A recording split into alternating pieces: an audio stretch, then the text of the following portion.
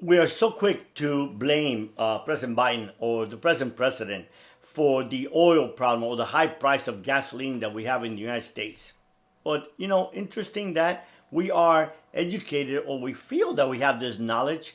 It's obvious that the gas is higher, but we feel we got this knowledge because, and we blame the administration because certain media tells us that all the fault is of the president.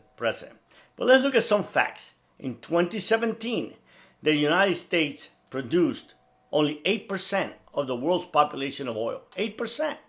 But yet, the United States consumed 1/3.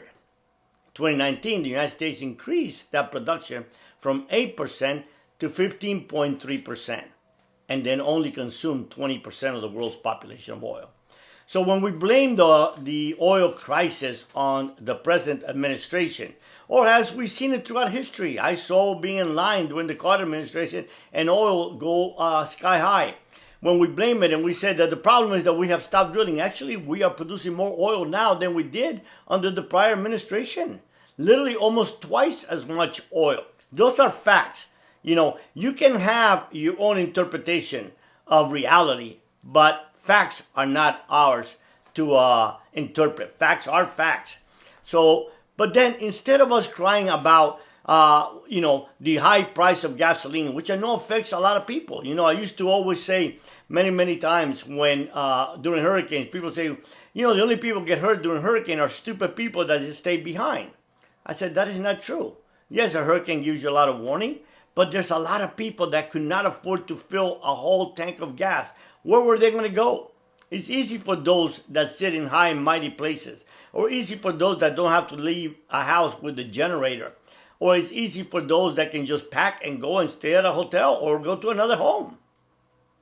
To blame those that have stayed behind, because the sad part is that many Americans just cannot afford to fill a whole tank of gas. They go from dollar to dollar, gallon to gallon. So instead of crying about what do? Why don't we look at the fact that even today, we are only 6% of the world's population. 6%. But yet we consume 20% of all the oil. So what is the problem?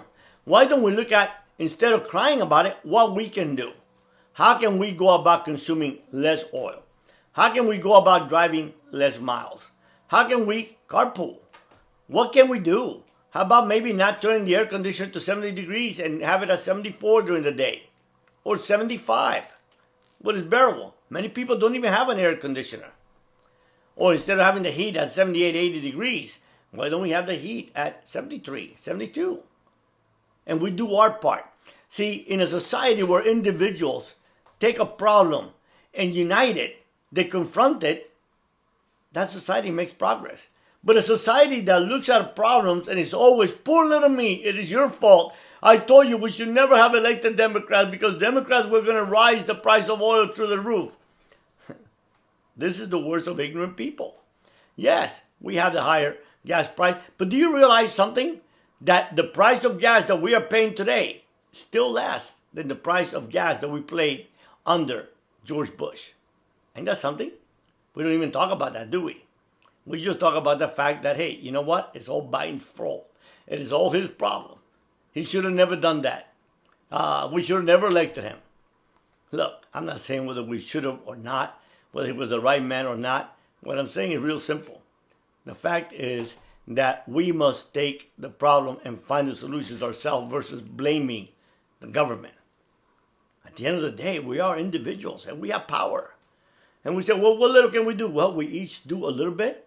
We make a big difference. So instead of looking at the problem, ask ourselves, why are we the world's hog of petroleum, oil? Think about it.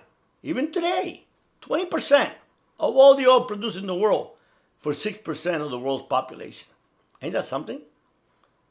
That's what we need to look at. If we look at that, then we realize, hey, you know what? We can do something about things. But as long as we blame others for their problem, as long as we blame the government for all the wrong that's in our life, as long as we blame everybody for our lack, oh, I don't have a job. Oh, well, there's a lot of jobs out there. Maybe I just don't want to do some of the jobs that a lot of immigrants do. Oh, immigrants take our job. No, They just do the jobs we don't want to do. You know? Listen, I've seen people tell me, how could you have cleaned toilets with a Ph.D., having been a multimillionaire? I said, because there's no shame in doing any work in this earth. The only shame truly is not bringing $1 to feed my family. That's a shame. So think about what you can do as an individual and quit blaming your problems on others. Your mindset should tell you that, yes, the government can have certain impact on your life, but the government doesn't control your life. The government is not going to make your life better unless you want to just live off welfare, and the government is not going to make your life worse. Trust me. I'm 66. I've been through the oil crisis of the 70s. I remember being in line 2 hours to only be able to buy 5 gallons of gas. But you know what we did? We drove less. And we got through. And we made it. And eventually things went back to normal. And gas goes up and gas goes down. The problem is not the price of gas. The problem is our mindset. The mindset that the way we find an answer to all of our world's problems is by blaming others. As long as you blame others, you will never find a solution to your own problem and to your own life. Take a hold of your life. Create a mindset that says, if others have done it, I can too. Take a mindset that says that no matter how bad things are now, this too shall pass. Take a mindset that says, I have the power within me to overcome any obstacle. Believe me, I did. At the age of 23, I lay in the floor of the Panamanian jail taking tortures that were unbelievable. You know what it is to have electricity applied to your body, to your intimate parts? You jump so high and eventually you pass out. I didn't blame the Panamanians. I didn't blame the U.S. government. I didn't blame myself. I made a choice to be involved in a business that had certain consequences. And I just faced them with courage. I surmounted them with success. So face obstacles in your life with courage. Listen, no one ever remembers or respects a coward. But a courageous person will always be remembered. A courageous person will always succeed. It's all in your mindset. Create a mindset that will be able to make you live your dreams. The power is within you. The amount of intelligence in your mind is unbelievable. You will never use 1/10 of the intelligence. So don't blame others for being smarter than you. You are so smart, you just don't even realize it. Study, work hard, sacrifice, get up early. You'll succeed.